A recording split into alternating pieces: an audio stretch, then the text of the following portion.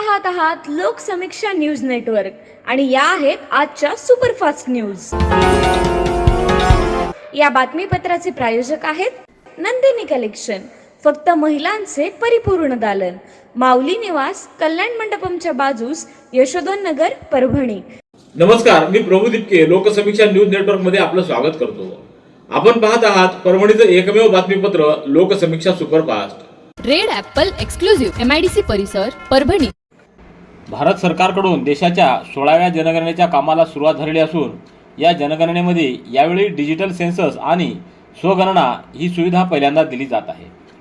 परभणी जिल्ह्यातील शहरी व ग्रामीण भागातील सर्व नागरिक, विशेषतः तरुण व शिक्षित बांधवांनी पुढाकार घेऊन स्वतःची व आपल्या कुटुंबियांची माहिती स्वगणनेद्वारे भरावी, असं आवाहन जिल्हाधिकारी तथा प्रधान जनगणना अधिकारी संजय सिंह चव्हाण यांनी केले। स्वजनगणनेच्या अनुषंगाने जिल्हाधिकारी कार्यालयात आयोजित पत्रकार परिषदेत जिल्हाधिकारी बोलत होते। यावेळी निवासी उपजिल्हाधिकारी श्रीमती अनुराधा ढालकरी यांची उपस्थिती होती। प्रारंभी 1 ते 15 मे 2026 या कालावधीत राबवण्यात येणाऱ्या स्वगणना मोहिमेबाबत जिल्हाधिकारी यांनी सविस्तर माहिती दिली। सर्वांनी जनगणनेच्या राष्ट्रीय कार्यात सहभाग नोंदवून जनगणनेतून जनकल्याण हे ब्रीद सार्थ ठरवू या व परभणी जिल्ह्याची जनगणना 100% यशस्वी करूया, असं आवाहन जिल्हाधिकारी संजय सिंह चव्हाण यांनी केले। महाराष्ट्र राज्याच्या 67व्या स्थापना दिनानिमित्त 1 मे रोजी सकाळी 8 वाजता मुख्य शासकीय ध्वजारोहण परभणी येथील प्रियदर्शनी इंदिरा गांधी स्टेडियम इथं पालकमंत्री मेघना साकोरे बोर्डीकर यांच्या हस्ते होणार आहे। या समारंभाच्या पूर्वतयारीसाठी आज जिल्हाधिकारी संजय सिंह चव्हाण यांच्या अध्यक्षतेखाली जिल्हाधिकारी कार्यालयात आढावा बैठक पार पडली। या बैठकीला महापालिका आयुक्त नितीन नार्वेकर, निवासी उपजिल्हाधिकारी अनुराधा ढालकरी, तहसीलदार डॉक्टर संदीप राजापूर यांच्यासह पोलीस, सार्वजनिक बांधकाम, शिक्षण, क्रीडा, आरोग्य, महावितरण विभागाचे अधिकारी उपस्थित होते। महाराष्ट्र दिनाचा सोहळा यशस्वीपणे पार पाडण्यासाठी जिल्हाधिकारी यांनी संबंधित विभाग प्रमुखांना विविध सूचना केल्या। 1 मे रोजी सकाळी 7:15 वाजता जिल्हाधिकारी कार्यालय परिसरात जिल्हाधिकारी यांच्या हस्ते ध्वजारोहण करण्यात येणार आहे।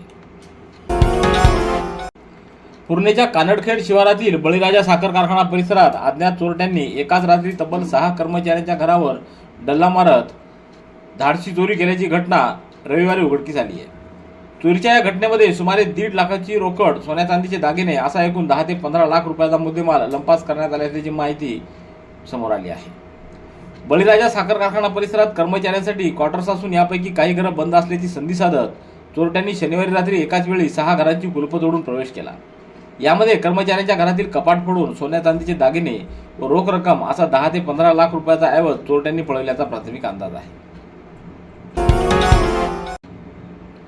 मोठा गाजावाजा करत परभणीचं बसपोर्ट सुरू करण्यात आलं। या ठिकाणी सर्व सुविधा उपलब्ध असतील असं सांगण्यात आलं असलं तरी आता भर उन्हाळ्यामध्ये प्रवाशांना पाण्याच्या एका थेंबासाठी भटकंती करावी लागते। या ठिकाणी पाणी उपलब्ध नसल्यामुळे प्रवाशांना पाण्याच्या बाटल्या विकत घ्याव्या लागत आहेत। त्याचा भुर्दंड या प्रवाशांना विनाकारण सोसावा लागतोय।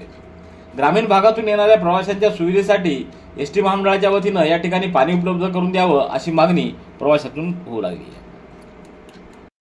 सततचे दवाखाने करून कंटाळलात? आता शेवटचा उपाय। डॉक्टर गोविंद कामटे यांचे बालाजी आयुर्वेदिक निसर्गोपचार केंद्राला भेट द्या। शुगर, मूळव्याध, ॲलर्जी, सोरायसिस, गजकर्ण, दमा, लठ्ठपणा, गुडघेदुखी, कंबरदुखी, वात, गाठीचे आजार, लकवा, केस गळणे, मूतखडा, सफेद डाग यांसारख्या जुनाट आजारांवर खात्रीशीर उपचार केले जातात। दारू सोडवण्यासाठी विशेष उपचार उपलब्ध। संपर्क डॉक्टर गोविंद कामटे, आयुर्वेद विद्याविशारद, बालाजी आयुर्वेदिक निसर्गोपचार केंद्र, तलाठी कार्यालयाच्या बाजूला, वसमत रोड, परभणी। संपर्क 9921691008। परभणी शहरातल्या कारेगाव रस्त्यावरील देशमुख हॉटेल चौकातील मध्यभागी पोलवर बेकायदेशीरपणे लटकवलेल्या होर्डिंगच्या धक्क्यानं जखमी झालेल्या दुचाकीस्वाराचा डोळा निकामी होता वाचला। महापालिका हद्दीतील चहूबाजूच्या प्रमुख चौकांसह रस्त्यावर गेल्या कित्येक वर्षापासून बेसुमार होर्डिंग झळकत आहेत। संत महंतांसह महापुरुषांच्या जयंती, पुण्यतिथी, वाढदिवस किंवा नियुक्त्याच्या अभिनंदनाच्या असो, या छोट्या मोठ्या आकाराच्या होर्डिंगमुळे संपूर्ण महानगर विद्रूप होताना दिसते। सत्तारूढ असो किंवा विरोधी पक्षांना, संस्था व प्रतिष्ठानाच्या पदाधिकाऱ्यांसह सदस्य, मित्रमंडळ व अन्य सामाजिक कार्यकर्ते व व्यापाऱ्यांना सुद्धा देखील याबाबतचं भान राहिलेलं नाही।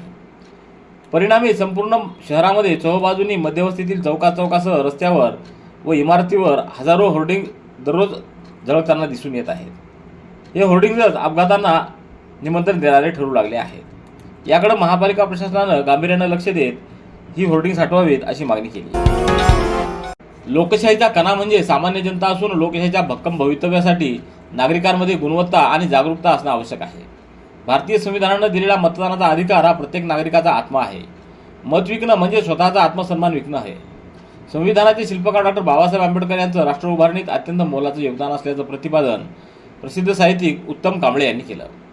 भारतरत्न डॉक्टर बाबासाहेब आंबेडकरांच्या 135व्या जयंतीनिमित्त सार्वजनिक जयंती उत्सव समितीच्या वतीनं सेलूच्या साई नाट्यगृहात आयोजित स्मृती व्याख्यानमाला श्रोत्यांचा उत्स्फूर्त प्रतिसादात पार पडली. कार्यक्रमाच्या अध्यक्षस्थानी जिल्हाधिकारी संजय सिंह चव्हाण तर पोलीस अधीक्षक रवींद्रसिंह परदेशी यांच्या हस्ते दीप प्रज्वलन करून कार्यक्रमाचं उद्घाटन करण्यात आलं. यावेळी उपविभागीय पोलीस अधिकारी दीपक कुमार वाघमारे, तहसीलदार शिवाजी मगर, पोलीस निरीक्षक दीपक बोरसे, गणेश काटकर, दत्ता तांबे, अशोक कासार, मारुती चव्हाण आदींची उपस्थिती होती. पूर्णा तालुक्यातील प्रमुख बाजारपेठ असलेल्या ताडकळस येथील भारतीय स्टेट बँकेची स्थानिक शाखा ग्राहकांच्या सोयीसाठी पूर्णा रोडवरील नव्या व प्रशस्त इमारतीत स्थलांतरित करण्यात आलेली आहे. 24 एप्रिलपासून या नव्या शाखेतून नियमित कामकाज सुरू होणार असल्याची माहिती शाखा व्यवस्थापक नवीन मायकलवार यांनी दिली. जुन्या ठिकाणाहून नव्या इमारतीत स्थलांतर झाल्यामुळे ग्राहकांना अधिक सुलभ आणि आधुनिक सुविधा उपलब्ध होणार आहेत. नव्या शाखेमध्ये प्रशस्त हॉल, स्वतंत्र कॅश काउंटर, अत्याधुनिक सुविधा तसंच डिजिटल बँकिंग सेवासाठी विशेष व्यवस्था करण्यात आली असल्याची माहिती देण्यात आली. वीरशैव लिंगायत प्रतिष्ठान शाखा परभणीच्या वतीनं क्रांतीसूर्य जगज्योती महात्मा बसवेश्वर यांच्या 895व्या जयंतीनिमित्त प्रतिमेचं व अर्धाकृती पुतळ्याला विनम्र अभिवादन करण्यात आलं. 20 एप्रिल रोजी वसमत रोडवरील बालाजी आयुर्वेदिक निसर्गोपचार केंद्र मुख्य शाखा इथं हा अभिवादन सोहळा संपन्न झाला. अध्यक्षस्थानी महाराष्ट्र वीरशैव सभेचे जिल्हाध्यक्ष शिवलिंगाप्पा खापरे, प्रमुख पाहुणे गोरक्षक सेना मराठवाडा अध्यक्ष नितीन जाधव गोगलगावकर, जयप्रकाश नारायण, व्यसनमुक्ती केंद्राचे अध्यक्ष धनंजय सात्रीरामराव जाधव, तर कार्यक्रमाचे आयोजक वीरशैव लिंगायत प्रतिष्ठानचे जिल्हाप्रमुख डॉक्टर गोविंद कामटे, प्रवीण जोंधळे आदी बसवप्रेमी उपस्थित होते. Red Apple furniture, smart furniture for smart people. Exclusive Parbhani शहरातील भव्य शोरूम रेड ॲपल एक्सक्लुझिव्ह, भारतातील स्मार्ट फर्निचर ब्रँड आता आपल्या परभणी शहरामध्ये. हो, आता आपल्या परभणी शहरामध्ये. या अंतर्गत ऑफिस, बेडरूम, डायनिंग, लिव्हिंग इत्यादी प्रकारचे फर्निचर आपणास मिळेल. Bedroom set, bed, dressing table, sofa set, कपाट, डायनिंग टेबल टीपॉय आणि स्टील फर्निचर इत्यादी सर्व प्रकारचे फर्निचर तेही आकर्षक किमतीमध्ये उपलब्ध आहे. एक वेळ अवश्य भेट द्या. रेड ॲपल फर्निचर, MIDC परिसर, भारतीय स्टेट बँकेच्या जवळ, परभणी. परभणी येथून रोख रक्कम पूर्णा तालुक्यातल्या लिमला येथील जिनिंग कार्यालयात घेऊन जात असताना कर्मचाऱ्याला रस्त्यालगत अडवून लुटमार करत त्यांच्याकडील रक्कम लूट गेल्याप्रकरणी आरोपीला 5.5 वर्ष कारावासाची शिक्षा जिल्हा व सत्र न्यायालयानं 20 एप्रिल रोजी सुनावली आहे. फिर्यादी व त्यांचा सहकारी 20 फेब्रुवारी 2014 रोजी मारुती जिनिंग लिमला तालुका पूर्णासाठी तत्कालीन स्टेट बँक ऑफ हैदराबाद मुख्य शाखेतून आस्थापना मालकाच्या सांगण्यावरून रोख रक्कम 18,90,000 रुपये घेऊन जात होता. 4 चाकी कारमधून मारुती जिनिंग लिमलाकडे जात असताना वसंतराव नाईक मराठवाडा कृषी विद्यापीठ परिसरातील सायाळा खटिंग रस्त्यावर आरोपी बाबूराव उर्फ गुरु सावळे, आकाश सावळे, विजय पवार व एक विधी संघर्षग्रस्त बालक रेहान खान यांनी 4 चाकी अडवून त्यांना चाकून वार करून जखमी केलं व कारमधील 18,90,000 रुपयाची रक्कम लंपास केली होती. या प्रकरणी जिल्हा सत्र न्यायाधीश NR नाईकवाडे यांच्या न्यायालयात हा खटला चालला. या प्रकरणामध्ये सरकार पक्षाच्या वतीनं सहाय्यक सरकारी अभियोक्ता आनंद गिराम यांनी बाजू मांडली. न्यायमूर्ती RN नाईकवाडे यांनी आरोपी बाबूराव सावळे याला 5 वर्ष सक्तमजुरी व 5,000 रुपये दंड व दंड न भरल्यास 2 महिने साधा कारावास अशी शिक्षा ठोठावली आहे. गेल्या काही दिवसांपासून जिंतूर परिसरात वेगवेगळ्या ठिकाणी मोठ्या प्रमाणावर बेकायदा गोवंश कत्तलीचे व तस्करीचे प्रमाण वाढले आहे. पोलीस प्रशासनानं त्याविरोधात तात्काळ कठोर भूमिका घ्यावी अन्यथा सकल हिंदू समाजाच्या विरोधात मोठे आंदोलन उभारेल असा इशारा एका शिष्टमंडळानं जिंतूर पोलीस प्रशासनाला निवेदनाद्वारे दिला आहे. रात्रीच्या वेळी किंवा पहाटेच्या सुमाराला मालवाहू वाहनातून गोवंशाची अत्यंत निर्दयपणे व दाटीवाटीनं बेकायदा वाहतूक केली जाते. प्राण्यांना क्रूरपणे वागवलं जात असून वाहतुकीचं कोणतेही परवाने किंवा डॉक्टरांचे प्रमाणपत्र नसताना राजरोसपणे प्राण्यांची तस्करी मोठ्या प्रमाणावर सुरू आहे. तसंच काही ठिकाणी अनधिकृत कत्तलखाने सुद्धा सुरू असल्याची शंका आहे. मानवत शहरातून जाणाऱ्या राष्ट्रीय महामार्ग 61 वरील रिंग रोड बायपासवरील उड्डाणपुलावरून मालवाहू ट्रक कोसळल्याची धक्कादायक घटना 21 एप्रिल रोजी पहाटे घडली. या अपघातामध्ये ट्रक चालक गंभीर जखमी झाला असून त्याच्यावर शहरातल्या दगडू मल्टी स्पेशालिटी हॉस्पिटलमध्ये उपचार सुरू आहेत. बीड येथून परभणीकडे हिरवी मिरची घेऊन जाणारा 6 चाकी ट्रक क्रमांक MH23 EU 4399 पहाटे 5च्या सुमाराला मानवत बायपासवरील उड्डाणपुलावरून खाली कोसळला. चालकाचा वाहनावरील ताबा सुटल्यानं हा अपघात घडल्याचं प्राथमिक तपासात समोर आलंय. सेलू शहरातील एका किराणा दुकानावर पोलिसांच्या स्थानिक गुन्हा शाखेच्या पथकानं अचानक टाकलेल्या धाडीमध्ये शासनानं प्रतिबंधित केलेला तब्बल 59,960 रुपयाचा गुटखा मिळून आला आहे. या प्रकरणी सेलू पोलिसात किराणा दुकान चालकाच्या विरोधात गुन्हा नोंदवण्यात आला आहे. स्थानिक गुन्हे शाखेचं पथक रविवारी सेलू शहरातील अवैध धंद्याची माहिती काढण्याकामी आला असताना शिवाजी चौक परिसरात असताना गुप्त माहितीदाराकडून मिळालेल्या माहितीवरून अजंता कॉलनी परिसरातील SK किराणा दुकान आणि दुकानदाराच्या राहत्या घरात प्रतिबंधित केलेला गुटखा साठवून ठेवला आहे. यावरून अंदाज अजंता कॉलनीमधील SK किराणा दुकानावर व दुकानदाराच्या राहत्या घरावर 4:15च्या सुमाराला छापा टाकण्यात आला. दुकानदारक शेख राजू शेख इब्राहिम हा पळून गेला.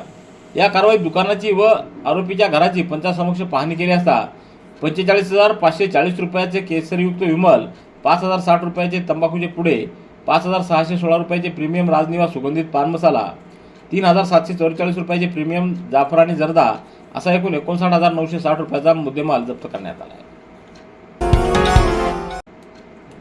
दक्षिण मध्य रेल्वेच्या नांदेड विभागात जागतिक वारसा दिन उत्साह साजरा करण्यात आला आहे.